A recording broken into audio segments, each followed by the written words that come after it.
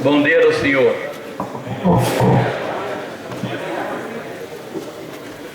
Às vezes nós recebemos no Ebenezer alunos mandados pelas igrejas que são carvão e os irmãos esperam que a gente transforme esse carvão em diamante. Nós preferimos receber um diamante e dar algumas lapidadas nesse diamante para ela brilhar ainda mais.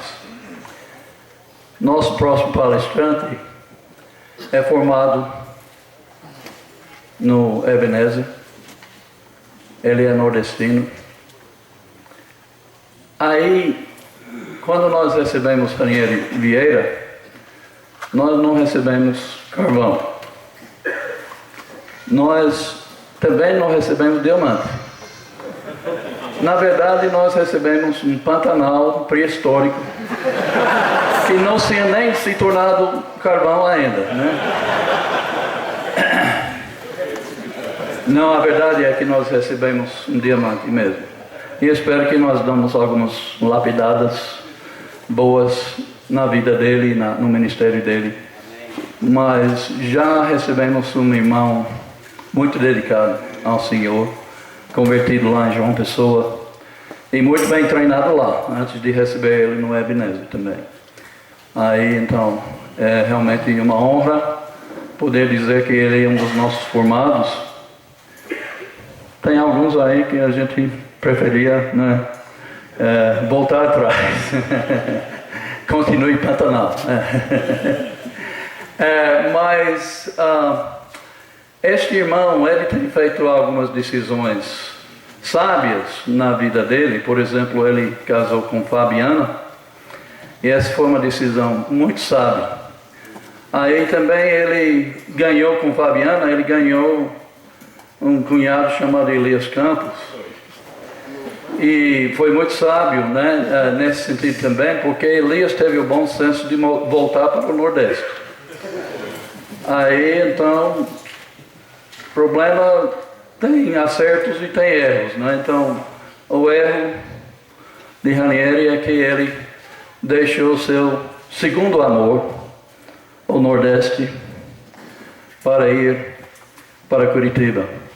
Mas a coisa boa é que ele não deixou o primeiro amor, né, que é Jesus Cristo, que é o evangelismo, que é o evangelista que ele é, e eu sei que ele vai dar honra e glória a Deus onde ele estiver. Ele é um bom pregador, vocês vão, que não conhecem ele, vocês vão saber agora, e com certeza ele vai edificar todos nós aqui hoje de manhã, dentro da palavra de Deus. É muito bom ter Ranieri Vieira como formado, e aqui também como palestrante. Vem aqui, Ranieri, vamos ter uma oração agora e pedir as bênçãos de Deus sobre você, sobre sua família, sobre sua palestra. Vamos orar, irmãos. Nosso grandioso Deus, nós estamos perante o Senhor com um pedido de bênção sobre a vida deste irmão querido aqui, Ranieri Vieira. Que o Senhor abençoe ele nessa mudança que ele fez recentemente, que ele fique bem acomodado lá e que ele desenvolve um ministério no Cajaru que realmente vai honrar o Senhor, vai exaltar o seu nome, que vai trazer muitas almas para Jesus Cristo, seu Filho, nosso Salvador. É o nosso desejo, Pai. Abençoe a família dele, abençoe também ele nesse momento que ele está abrindo a sua palavra, Pai, está compartilhando conosco tudo que ele preparou para esse momento, e que nós podemos estar com corações abertos, prontos para receber esta edificação que ele nos trouxe no dia de hoje. Em nome de Jesus Cristo. Amém.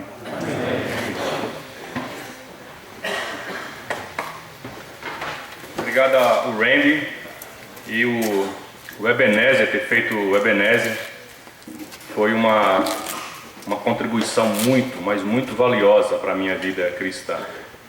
É muito importante você que pode se dedicar 2 anos da sua vida, ou 1 ano da sua vida, a estudar de maneira criteriosa, intensiva as Escrituras. E o Ebenezer tem feito isso com muitos e muitos jovens, homens maduros, tem treinado e capacitado pessoas, e ter participado desse programa moldou, organizou, né, e me estimulou espiritualmente, e ter o Randy com essa visão, e ele passa essa visão para todos, é muito importante. Louvado seja Deus. Obrigado por vocês estarem aqui. Sei que muitos se sacrificaram para estar aqui hoje, vieram de longe. Eu já vim do Nordeste para cá, de ônibus, por vários anos ao Enoque. Não era fácil, mas saía daqui sempre gratificado, alegre, contente a Deus por estar aqui. Isso também mexe com as nossas vidas. Pessoas que vêm de lugares distantes, às vezes isolados, e chegam aqui e encontram esse mundo de irmãos, essa multidão de homens que estão servindo a Deus, também edifica, né? Alicerça a fé, nos dá esperança, nos renova, é um fôlego novo para a gente voltar no ano seguinte, voltar para as casas e continuar batalhando pela fé, pela sã doutrina, pelas famílias, pelos perdidos, combatendo o pecado. Isso é importante para as nossas vidas. Vamos manter isso, essa unidade, essa união que temos, e o cuidado uns pelos outros. Agora no Paraná, eu sei que está difícil entender meu sotaque paranaense, porque já faz 3 meses que eu estou lá, e até me surpreendo. Poxa, já estou falando tão paranaense assim, perdi completamente meu sotaque de nordestino. Às vezes até tenho que lembrar certas palavras em nordestinês, porque me surpreendo. Em 3 meses, oxe.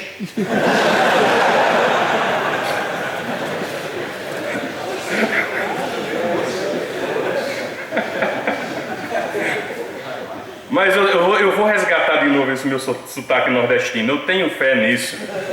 Eu não quero perdê-lo. Felizmente, nosso irmão Lu Seckler não pôde vir para o Enoque desse ano. Era ele que iria dar essa mensagem, iria trazer esse sermão. E eu recebi por parte dos organizadores do evento essa incumbência de trazer a mensagem no lugar dele. E pregar um sermão sempre deve ser visto como um privilégio, como uma honra, é algo honrado, honroso. É uma bênção. Então eu decidi aceitar essa bênção, não recusar essa bênção. Eu sou como o Mark, eu não sou de dizer não. E eu disse sim, assim como o Mark disse sim para cantar e pregar. Só depois que eu fui parar para pensar, qual é o tema que vocês querem que eu pregue? Só depois eu atentei para isso. Aí me disseram, a batalha de todo homem pela sã doutrina. Quando eu soube desse tema, a princípio me deu um certo temor, um certo calafrio. Por quê? Porque diante do que temos sabido, em alguns lugares até vivido em nosso meio, falar sobre esse assunto é um desafio. Mas não deveria ser. Não é mesmo? Não deveria ser. Porque falar de sã doutrina é falar da essência do que somos. Falar da mensagem do Senhor. E falar da mensagem do Senhor nunca é um peso, é um privilégio. Falar das mensagens de homens é que é peso, que você deve ficar tremendo. Mas a falar da palavra de Deus, que não volta vazia quando é lançada, é um privilégio. Então eu considerei isso. Considerei e estou considerando que todos aqui decidem diariamente viver segundo a vontade de Deus. Amém. Que vão às Escrituras pensando e decidido no coração. Vejamos o que é que de Deus eu vou aprender e aplicar na minha vida hoje. Deixe-me ver que princípio do Senhor vai moldar o meu caráter no dia de hoje. Eu quero crer que todos fazem isso. Eu não quero crer que vocês vão às Escrituras ou usam a palavra de Deus como revista da Avon, que só vai para fazer pedido, mas como um livro que transforma vidas, que forma caráter cristão, que implanta em nós as características do Senhor. Não um livro de curiosidades, mas um livro que transforma vidas e que salva. Quero considerar isso. E assim sendo, vocês vão buscar extrair dessa mensagem, desse sermão, algo de valor. algo que seja pertinente ao seu relacionamento com Deus. Quero crer que aqui todos nós estamos buscando nessa batalha de todo homem a batalha pela sã doutrina. Nas nossas vidas pessoais, enquanto família em casa, nos nossos trabalhos e na igreja. Diligentemente, quero crer que cada um de vocês considera em obedecer à vontade de Deus naquilo que é puro, verdadeiro, íntegro e sadio. E não satisfazer as vontades da carne, nem opiniões, nem maneirismos, nem moda, mas aquilo que é exclusivo ao Senhor, ao qual nós nos submetemos como discípulos. Dito isso, quero saudar a todos, trazer abraços fraternos dos nossos irmãos do Cajuru. Dá até uma emoção falar do Cajuru agora. Faz 3 meses que eu estou lá, fui chamado a integrar aquele corpo santo como obreiro sustentado. Estou servindo integralmente ao Cajuru desde o dia 17 de janeiro. E é uma família acolhedora, que abraça, que se preocupa, que cuida uns dos outros. Eu quero trazer um abraço desses irmãos de lá.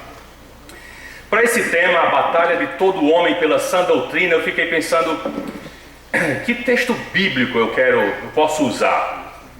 Que mensagem vai ser mais impactante, vai sobressair, que vai nos direcionar a sermos motivados a batalhar pela sã doutrina? 2 textos me chamou a atenção: 1 Timóteo e Tito. Paulo fez um excelente trabalho naquela região, e pregando a palavra de Deus e anunciando e levando a mensagem de salvação àquele povo, também ele levantava homens e capacitava homens que pudessem, depois que ele saísse, ensinar a outros e repassar a mensagem que ele tinha recebido do próprio Senhor. A mensagem pura e fiel que ele recebeu também instruiu a homens fiéis e idôneos que iriam capacitar a igreja, as pessoas, para continuar vivendo na sã doutrina. Quando Paulo estava em Mileto, mandou chamar os presbíteros de Éfeso. Atos capítulo 20, versículo 29, diz o seguinte: Atos capítulo 20, versículo 29, de Mileto ele mandou chamar a Éfeso os anciãos da igreja. E ele disse: sei que depois da minha partida entrarão no meio de vós lobos cruéis, que não pouparão o rebanho, e que dentre vós mesmos se levantarão homens que farão coisas perversas para atrair os discípulos após si. Ele já havia alertado que isso ia acontecer. A batalha pela sã doutrina não é nova, nem vai cessar até que o Senhor volte. Que do mesmo jeito que tem homens bem motivados, inspirados por Deus, corajosos, íntegros, pregando a palavra de Deus de maneira corajosa e impactante, outros por motivações carnais também vão estar pregando uma doutrina que não é saudável. E Paulo já tinha advertido a eles que isso ia acontecer. Então em Éfeso ele mandou Timóteo, e para a ilha de Creta ele mandou Tito. E ao mandar Tito para Creta, ele deu essas seguintes instruções. Tito, capítulo 1, e é o texto que nós vamos ficar em Tito. Capítulo 1, vamos ler do versículo 1 ao versículo 4. Paulo, servo de Deus e apóstolo de Jesus Cristo, segundo a fé dos eleitos de Deus, e o pleno conhecimento da verdade, que é segundo a piedade, na esperança da vida eterna, a qual Deus, que não pode mentir, prometeu antes dos tempos eternos, e em tempos próprios manifestou a sua palavra pela pregação que me foi confiada segundo o mandamento de Deus, nosso Senhor, a Tito, meu verdadeiro filho segundo a fé, que nos é comum, graça e paz da parte de Deus, Pai, e de Jesus Cristo, nosso Senhor. Paulo disse: eu recebi essa mensagem de Deus, me foi confiada essa palavra, essa pregação me foi confiada segundo o mandamento de Deus. Estou confiando a você, meu filho Tito, meu filho na fé. Possivelmente Paulo tenha batizado a Tito. E ele disse: segundo a fé dos eleitos de Deus e o pleno conhecimento da verdade, que é segundo a piedade, na esperança da vida eterna, a qual Deus não pode mentir. E vai incumbir Tito a fazer a seguinte coisa, versículo 5: por esta causa te deixei em Creta, para que pusesses em boa ordem o que ainda resta, e de cidade em cidade estabelecesses presbíteros, como já mandei. E vai dar instrução de quais são as características ou as qualificações para esses homens que vão cuidar da igreja, proteger a igreja, nutri-la com verdadeiro alimento sadio e que vai combater as heresias e as doutrinas humanas, segundo a fé que é dos eleitos. Não uma fé qualquer, mas a fé genuína que vem da palavra de Deus. Porque a fé vem de onde? Da palavra. É a palavra de Deus. E se não é a palavra de Deus, não vai produzir essa fé que é dos eleitos, daqueles que são o povo de Deus, daqueles o qual Deus se importa, daqueles que eles fazem parte deste corpo são. Se não é a palavra de Deus, não produz crescimento, não produz salvação. Se é misturada, não produz essa fé que é dos eleitos. E se não é a pregação genuína da palavra de Deus, também não leva ao pleno conhecimento, ao entendimento verdadeiro e genuíno do que é agradável a Deus. Não conseguimos discernir o que Deus ama do que Deus não ama. Somos levados por todo o vento de doutrina feito uma onda. Mas se é a palavra de Deus, produz a fé que é dos eleitos, produz o pleno conhecimento da verdade, não enganados, mas conscientes de viver segundo a piedade, andando segundo a característica de Deus neste mundo de trevas. O que a igreja deve falar é a sã doutrina. Timóteo e Tito são considerados cartas pastorais, mas a mensagem dela é aplicada a cada um de nós, como igreja, como indivíduos. Porque é responsabilidade da igreja viver e falar a sã doutrina. Não nos é permitido falar outra coisa a não ser o que Cristo fala. Amém. Não nos é permitido viver outra coisa a não ser a vontade do nosso Senhor, porque assim Ele é o nosso Senhor. Eu não sou o Senhor, você não é o meu Senhor, mas o nosso Senhor, aquele que morreu por nós na cruz, é que nos diz a maneira correta de vivermos. E é essa a responsabilidade da igreja. A igreja deve ser conhecida por isso, por viver as palavras do nosso Senhor Jesus Cristo. O mundo vai tatear, tentando achar a direção de para onde seguir, e nós, como o corpo do Senhor, vamos mostrar para este mundo a maneira de se viver, a qual se agrada o nosso Senhor. A sã doutrina é a voz da igreja. Tito capítulo 2, versículo 1, Paulo escreveu a ele dizendo: tu, porém, fala o que convém à sã doutrina. As nossas palavras são as palavras de Deus. Devem ser, se você está se nutrindo das palavras do Senhor. Essa é a nossa voz que deve ecoar.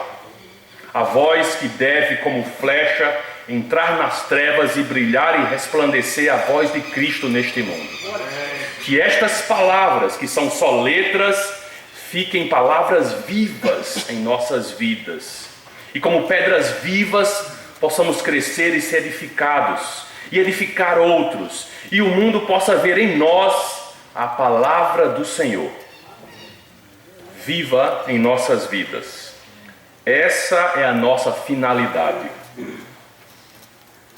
Nação santa, povo de propriedade exclusiva de Deus, a fim de proclamardes isso mesmo, tudo que é de Deus, característica de Deus, o que é a vontade dele, o que é o benefício de salvação para este mundo que está em trevas. Tornar o caráter de Deus conhecido neste mundo, de maneira viva. Paulo escreveu a Tito, capítulo 2, versículo 11. Capítulo 1, versículo 9. Falando uma das características ou das qualificações para esses presbíteros, destes homens maduros, pois eles devem reter firme a fiel palavra que é conforme a doutrina, para que seja poderoso, tanto para admoestar na sã doutrina, como para convencer os contradizentes. A sua prática, a sua vida deve ser tal, igual à palavra de Cristo, que isso lhe fortalecerá. Vai lhe tornar fiel, poderoso para admoestar nessas palavras santas, para que também convença os que são contradizentes.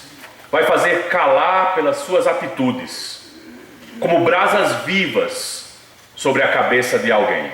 Não só com palavras vazias, mas com palavras que vêm junto da prática. Viverei de uma maneira tão santa, tão piedosa, tão cheia de fé, que é dos eleitos, com pleno conhecimento da verdade segundo a piedade, que em mim será vista as palavras do Senhor, mesmo antes de que eu abra a minha boca.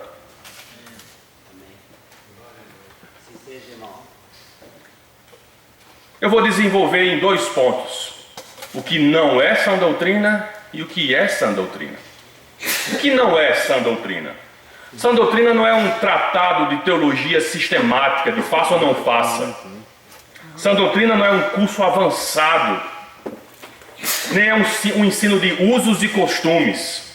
Como é que deve ser o comprimento do meu cabelo, como é que deve ser o comprimento da minha calça, como é que deve ser isso.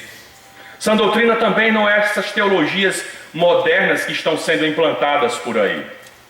Sã doutrina não é um legalismo, nem a rigidez dos fariseus.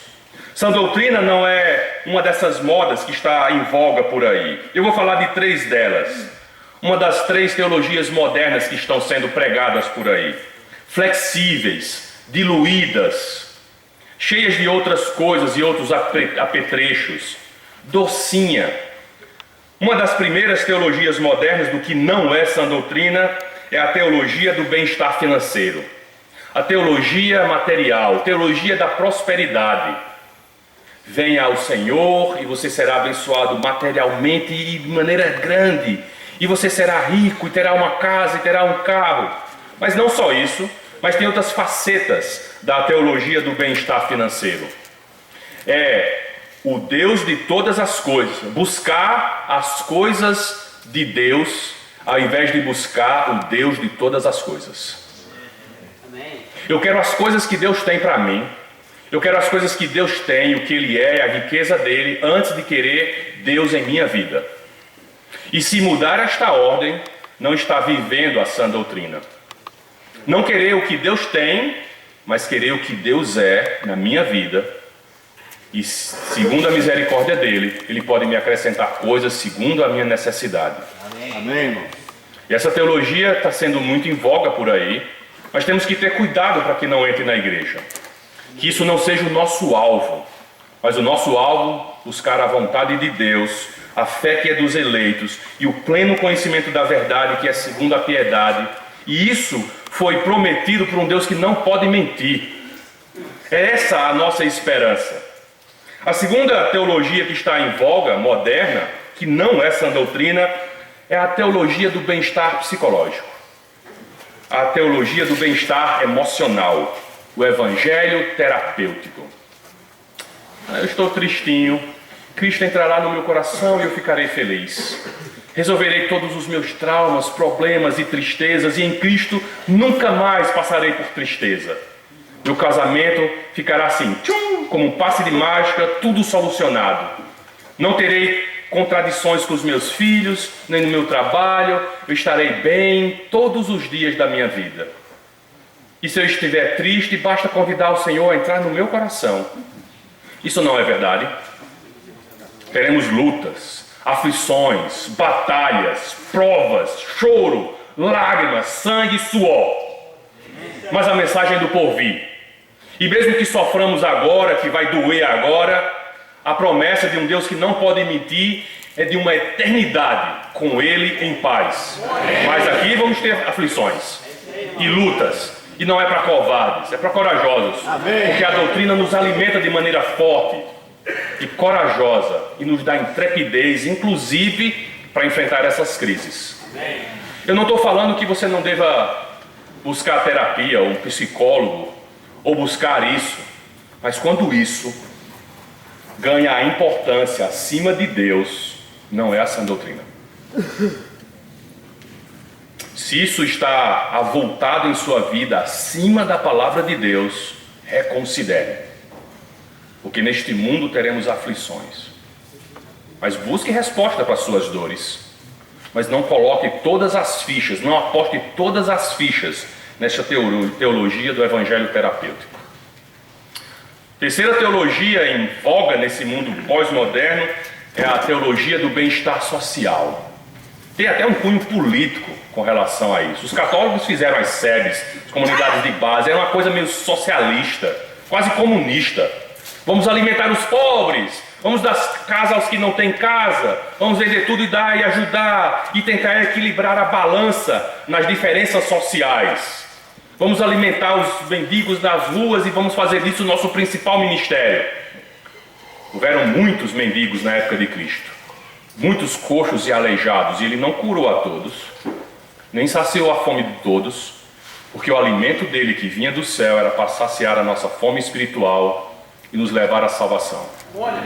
Não estou dizendo que você não alimente pobres, mendigos, cuide destas pessoas, primeiros da fé. Também alimente esses outros. Mas isso não deve ser o nosso principal ministério. Nosso principal ministério é de pregar a palavra de Deus para que haja salvação. Curar ou sarar o nosso principal problema, a separação de Deus por causa do pecado. Pregar a mensagem da cruz às pessoas. Porque isso aqui não é a sã doutrina. A sã doutrina é para a salvação da nossa alma. Porque pecamos e carecemos da glória de Deus. Claro que vamos testemunhar a Cristo também alimentando os outros, dando comida aos pequeninos. Mas não deve ser a prioridade, porque isso estando acima da mensagem de Cristo, não é a sã doutrina. Todas essas três teologias são basicamente fruto de três pensamentos. O primeiro pensamento é o antropocêntrico. O homem é o centro. É o ser mais especial. Ele deve estar no meio de tudo. E o antropocentrismo está na ideia de bem-estar financeiro, emocional e social. O foco no meu umbiguinho, ao invés do foco no meu Senhor. Ele manda e eu obedeço. E eu não estou no centro, mas o Senhor deve ser o centro das nossas vidas. E a minha vontade deve se submeter a Ele. E a minha fé deve ser segundo as suas palavras, porque isso me leva a um conhecimento completo e pleno do que Ele quer, e me leva à esperança, e posso desfrutar das promessas de um Deus que não pode mentir. A outra coisa que se fundamenta é a temporalidade. Todas essas teologias querem que nós fiquemos aqui por muito tempo, e foram feitas para nos fixar neste mundo mau e perverso que vai acabar. Para que acumular tantas coisas se tudo vai acabar? Para que buscar saúde ou a fonte da vida neste mundo mau e perverso? Eu não quero ficar aqui para sempre, eu quero ir para o céu. Eu quero ir para o céu. Eu quero riquezas que são incontáveis, celestiais. Mas essas teologias nos prendem aqui. E outra coisa que eles pregam é imediatismo. Estrala o dedo, está aqui o que eu pedi. Algumas coisas, alguns presentes e algumas bênçãos do Senhor só vamos colher no porvir.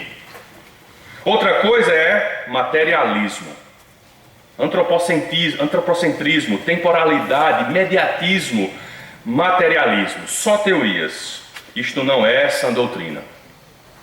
A sã doutrina, o que é o ensino sadio, sã doutrina, ensino sadio que proporciona crescimento saudável.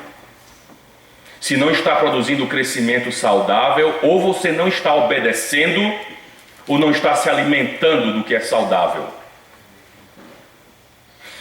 Minha esposa, outro dia desse, se esmerou, acordou mais cedo, preparou salada verde, alface, não sei nem dizer, acelga, isso mesmo, muito bem, isso aí, dizem que é bom, é isso aí, rúcula, né? Colocou um azeite, um vinagre, um salzinho, depois cozinhou brócolis, couve-flor, fez um feijãozinho com uns pedacinhos de bacon, uma cebola, um arrozinho refogado com ervilha, fez tudo isso, colocou aquela mesa preparada, um macarrão e suco de cajá bem fresco e refrescante.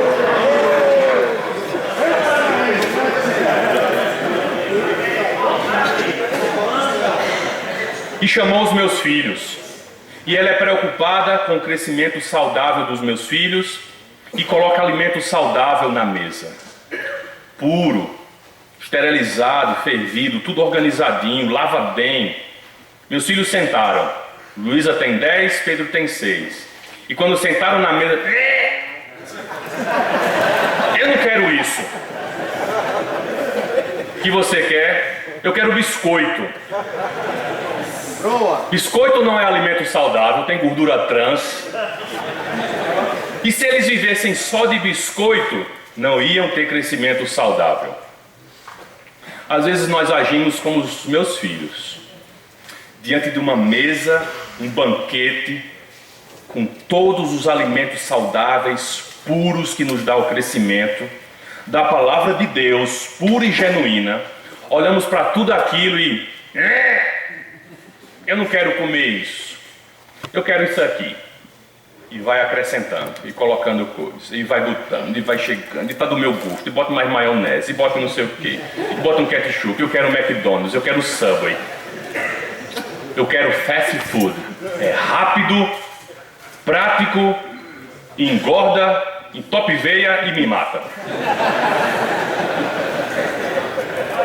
Mas as pessoas vão ser atraídos, vão fazer filas, é fast food, todo mundo gosta disso, vai encher o lugar, mas não produz crescimento saudável, porque não é sã doutrina, não produz a fé, ou não é segundo a fé que é dos eleitos, nem produz o pleno conhecimento da verdade que é segundo a piedade, não gera esperança na vida eterna, não são promessas de um Deus que não pode mentir antes dos tempos eternos, não foi manifestada segundo a palavra. Às vezes é amargo comer rúcula, jiló, couve-flor. Eu quero um Subway, eu quero um Big Mac cheio de gordura, mas não vai produzir crescimento. Crescimento saudável. Paulo disse, Romanos capítulo 1, versículo 16. Eu amo esse versículo. Romanos capítulo 1, versículo 16. Não me envergonho do Evangelho, pois é o poder de Deus para a salvação de todo aquele que crê, primeiro do judeu e também do grego, pois nele se descobre a justiça de Deus, de fé em fé, como está escrito, o justo viverá por fé. Como eu posso me envergonhar destas palavras, que são poder de Deus para a salvação?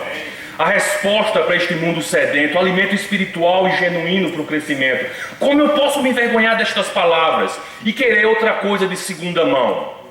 Quero esse alimento todos os dias da minha vida. Preciso dele, sem ele eu não vivo. Este é o alimento que eu quero e quero que vocês se satisfaçam e queiram todo dia. E decidam todo dia viver pela fé, de fé em fé, assumindo de Cristo a sua vontade a cada dia, e a cada dia de maneira perfeita e completa, obediente e fiel a Deus. Sã doutrina envolve prática, exercício. Não são só palavras, senão seríamos fariseus. Lida diretamente com o nosso dia a dia.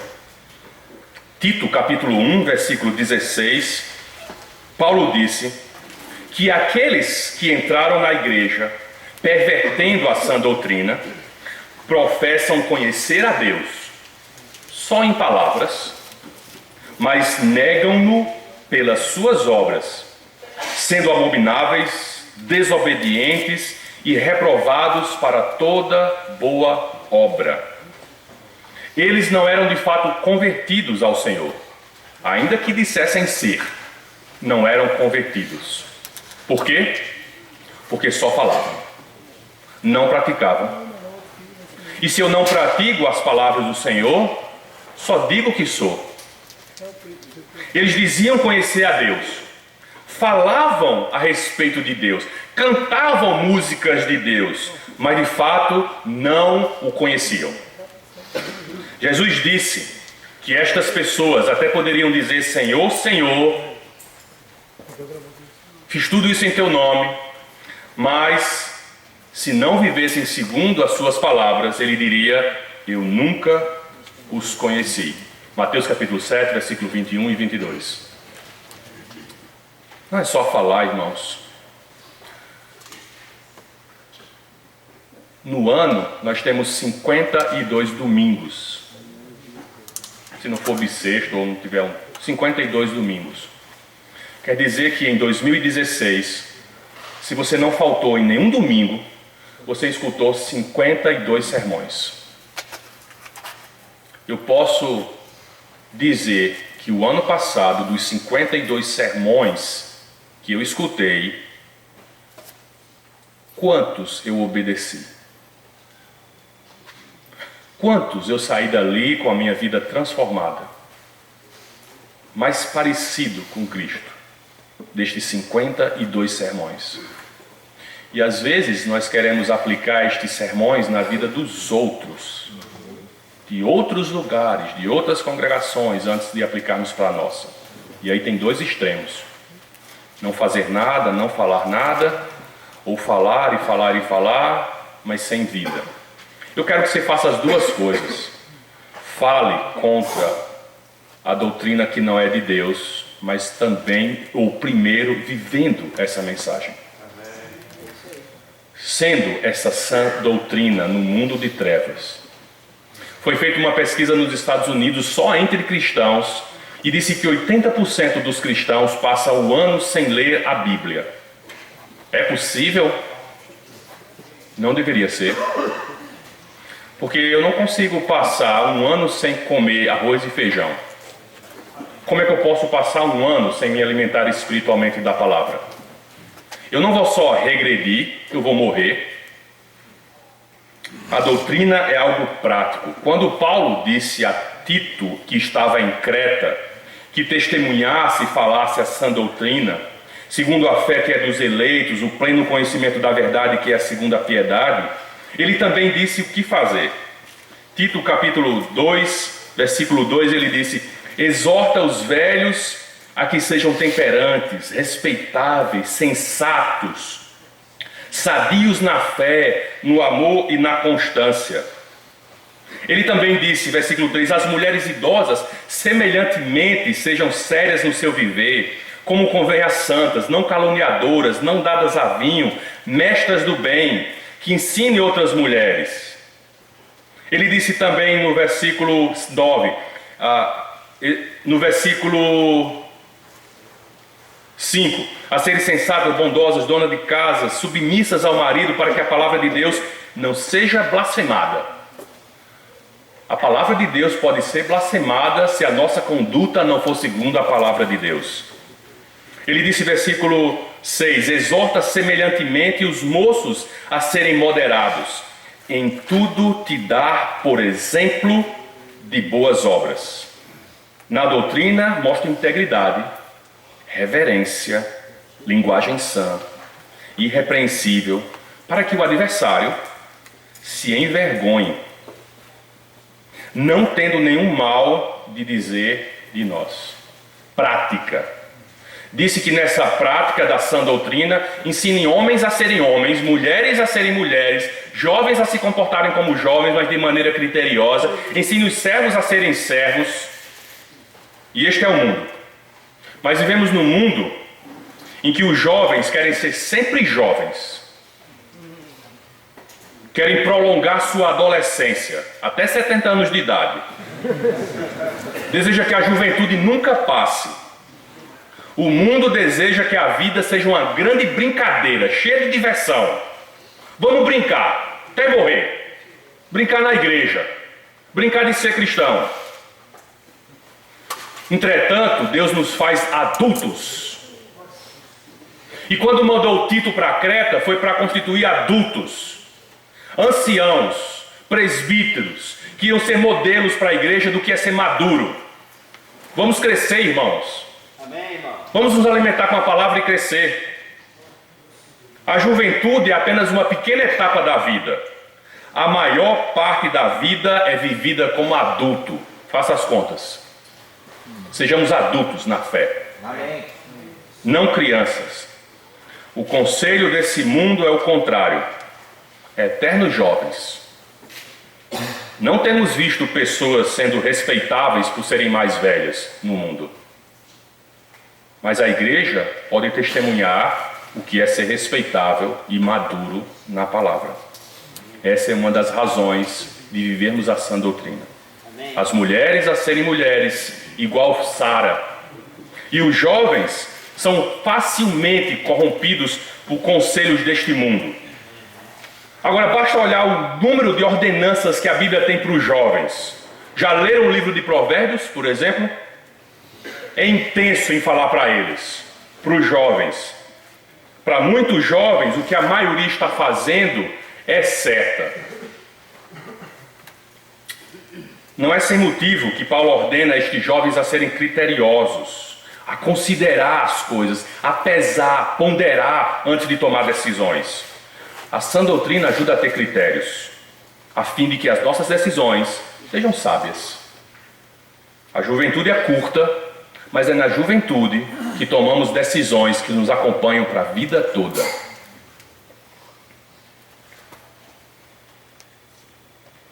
Handley Page era o nome de um aviador, se não me engano em inglês, um dos primeiros a fazer correio postal.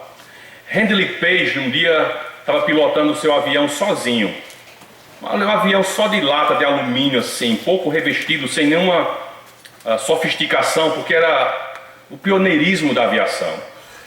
Um dia ele pousou na África para dar esse malote postal, e enquanto estava carregando, um rato entrou no seu avião.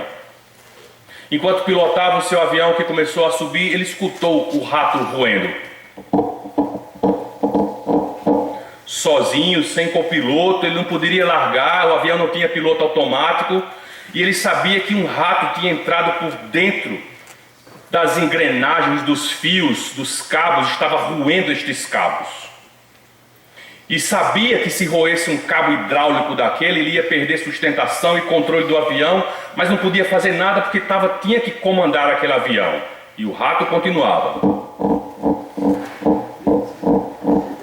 E mais perturbável ficava porque sabia que ia cair, não tinha lugar para pousar. Ou era montanha ou água.